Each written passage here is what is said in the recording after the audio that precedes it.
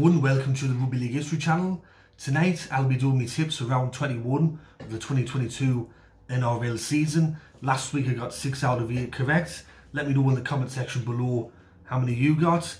This week's going to be really hard for tipping. I think there's quite a few games that could go either way, but we'll see how we go in round 21. The first match is kicking off on Thursday night. This one is between Sydney Roosters and Brisbane. It's being played at the Sydney Cricket Ground. It sees Sydney Roosters in 8th at the moment, Brisbane in 5th. This match, it's actually quite a good head-to-head record between these two sides. They're quite even. However, in the last 10 meetings, Eastern Suburbs do have that slight advantage with six wins out of the 10 matches that they've played.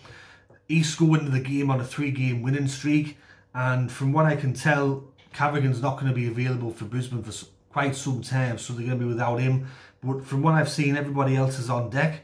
This is a really tough match to pick because it could really go either way, and I'm going to take a bit of a risk. I'm going to go for East to win 1-12 on the Thursday night.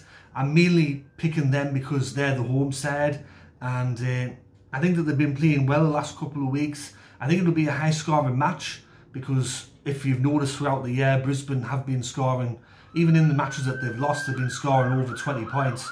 So I think it'll be a high scoring match, but I'll go for East to win 1-12 on the Thursday. The first match on the Friday is between Melbourne and the Gold Coast. This one's being played at Amy Park in Melbourne. Melbourne sat in 4th at the moment and the Gold Coast dead last. Melbourne have won their last 7 encounters against the Gold Coast. The last time that the GC, as I call them sometimes, last time that they won against Melbourne was in round 10 2017, and they beat them 38 points to 36. And the last time that they won at Amy Park was in round 5 of the 2014 NRL season, and they beat Melbourne 28 points to 26. So even when they did win in both those matches, they were quite high scoring. Gold Coast have lost their last 9 matches in a row. For this match, I will go for Melbourne to win 13+. I think it's going to take a minor miracle for the Gold Coast to get a result in this game. So I'm going with Melbourne 13+. The second match on the Friday, and the main match, is Manly-Warringah against Parramatta. This one's being played at Brookfield Oval. It sees Manly-Warringah in 10th at the moment and Parramatta in 6th. With Manly, all their players are going to be back after that protest that they did last week. So all the 7 that stood out will be back. For Parramatta, they've got no Mitchell Moses for the next month or so. So that's a hammer blow for them. Love him or hate him, he is very important for that Parramatta team. The head-to-head between these two sides in recent times has been quite even. Parramatta's won some games, Manly's won some games. But with that match last week against Penrith, I think with Parramatta, they were given a massive advantage with Nathan Cleary being sent off, their star player and their halfback. There was no Jerome Luai as well, and there was no Stephen Crichton. And I think Parramatta took full advantage of that. But in the second half, once again, they switched off, and Penrith with 12 men won the second half.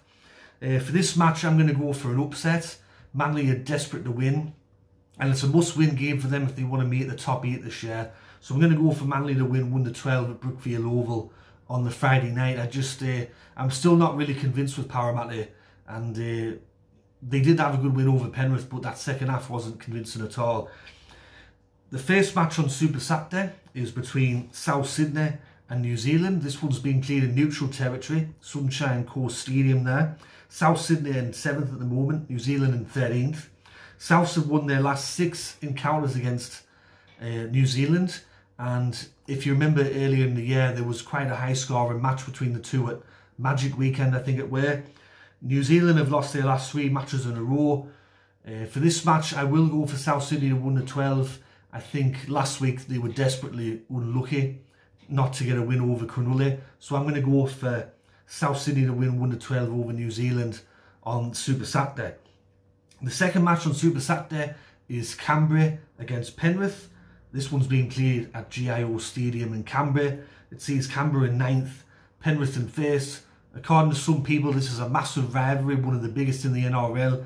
I did a video on that, going through and debunking this rivalry, and if you haven't seen that, go ahead, I'll put a link in the description below. But going into this game, Penrith have won their last 3 encounters against Cambrie. In the last 2, there's been a few pushes and shoves, I should say, and there's been a bit of mocking in the crowd. Penrith have won their last 7 of their 10 encounters against Cambrie as well. So in recent times, Penrith's got the wood over Cambrie. However, they're going to have no Jerome Luai, no Nathan Cleary for this game, 2 of their best players, and the organisers and the team are not going to be there, and it's going to be up to Kurt Falls and Sean O'Sullivan to fill in for them. Canberra's won their last 3 matches in a row, so they're just outside the top 8, and this is if there's any chance to beat Penrith, this is the time when they're missing 2 of their best players. And like the Sydney Roosters and Brisbane match, I'm going to go for a bit of a risk here. I'm going to go for Canberra to win this match 1-12.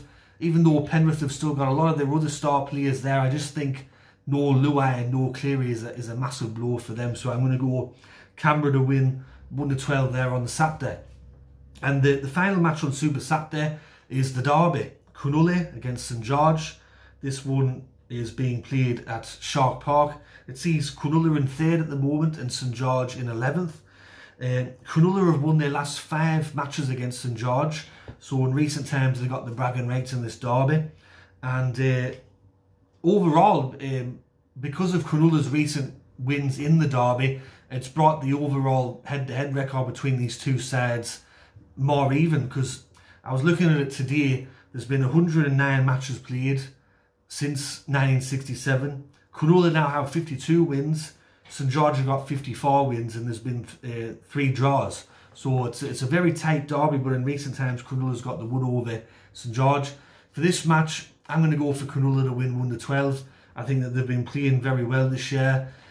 St George, I think unfortunately for their fans, they're going to miss out on the finals again this year. So I'm going to go for Cronulla to win 1-12 there on the Super Saturday.